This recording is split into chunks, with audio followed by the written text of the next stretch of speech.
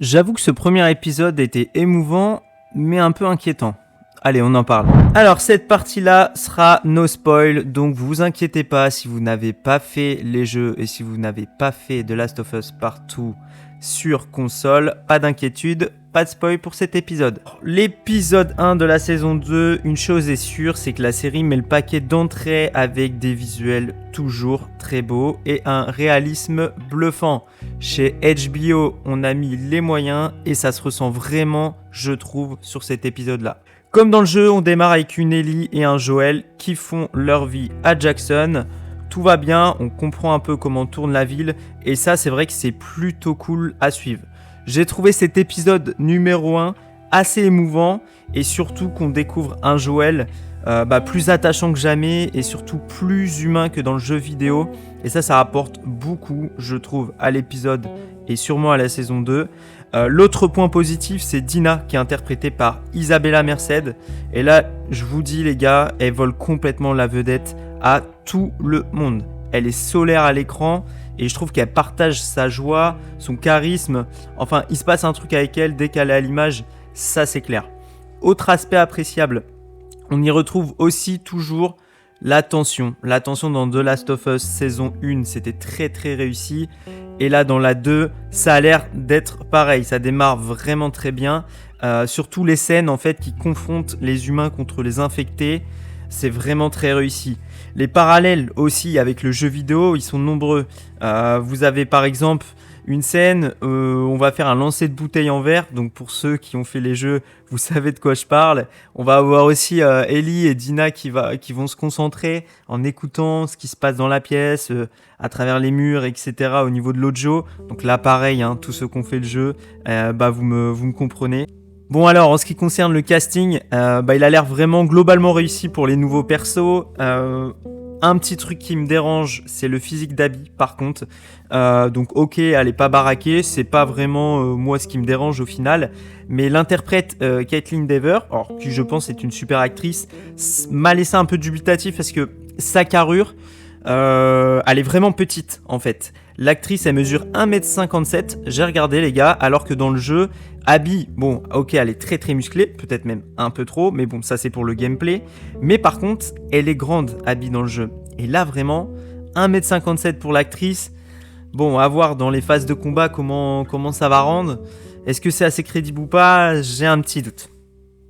Allez, je t'ai un peu parlé de l'épisode 1, maintenant je passe en partie spoiler. Alors surtout, si tu n'as pas fait les jeux, tu peux revenir réécouter cette vidéo une fois que tu auras vu l'épisode 1. Partie spoiler. Alors les gars, maintenant on peut en parler. Le gros problème, les gars et les filles, bien sûr, il y a des filles aussi qui lisent cette vidéo.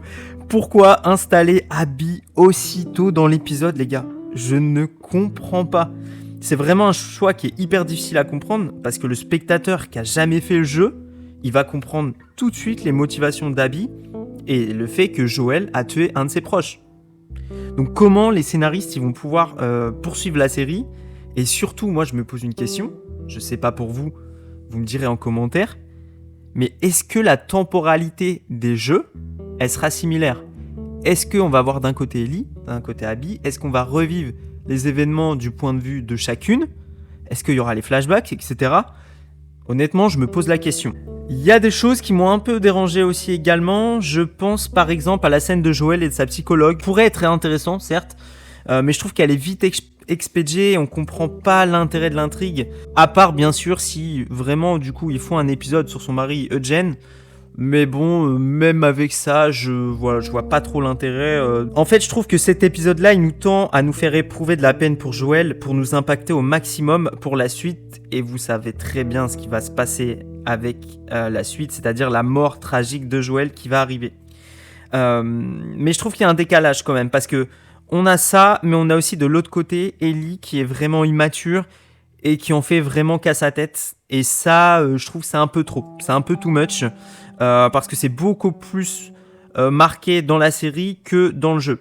Alors, voilà, je trouve attention quand même à pas partir dans un perso trop insupportable, ce qui serait un peu dommage. Dans l'épisode 1, j'ai beaucoup aimé aussi Les scènes d'action contre les infectés, donc j'en parlais tout à l'heure en partie no spoil. L'infecté qui se déplace rapidement, voilà, l'infecté plus jeune. On les croise dans le jeu et je trouve que là la tension elle est vraiment présente parce que c'est un autre type d'infecté. Tu les combats pas pareil, ils sont rapides, ils sont un peu sournois et comme dans le jeu, bah ils nous font chier hein, clairement et ça s'est vu avec Ellie. On peut voir aussi dans l'épisode que la ville de Jackson elle opère vraiment différemment que dans le jeu. Je m'explique.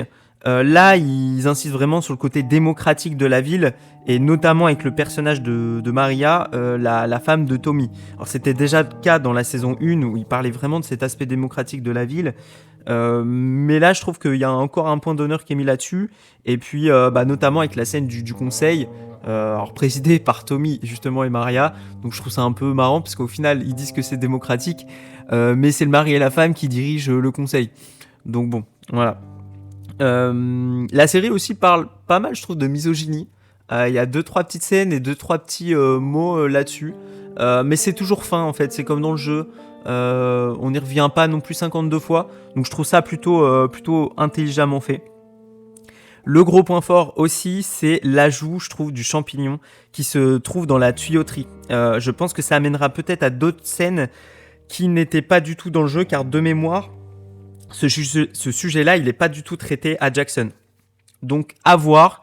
J'ai vraiment hâte de voir tout ça. Alors, on avance dans l'épisode jusqu'à la scène finale, le réveillon. Je trouve qu'elle est plutôt réussie, même si moi, perso, j'ai une préférence pour la scène du jeu.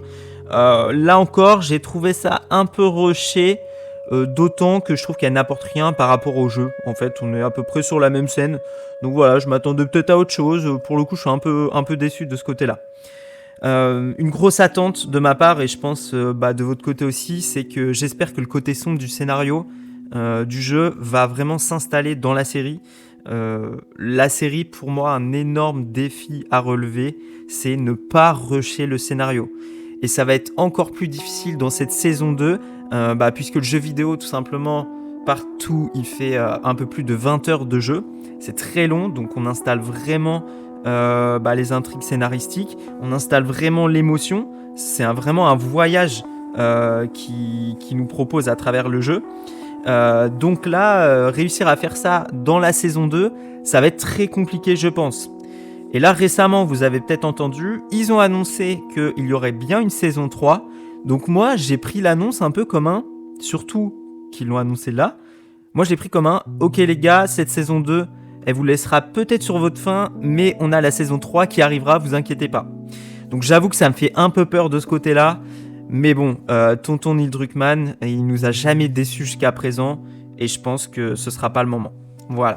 Voilà ce que j'ai pensé de l'épisode numéro 1 de la saison 2. Je suis hyper intéressé de savoir ce que toi, qui regarde la vidéo, tu as pensé de ce premier épisode. Hâte d'être lundi prochain pour faire une vidéo sur l'épisode 2 et puis vous partager mon ressenti et d'en débattre avec vous dans les commentaires. Allez, je vous fais des gros bisous et prenez soin de vous. A plus la team.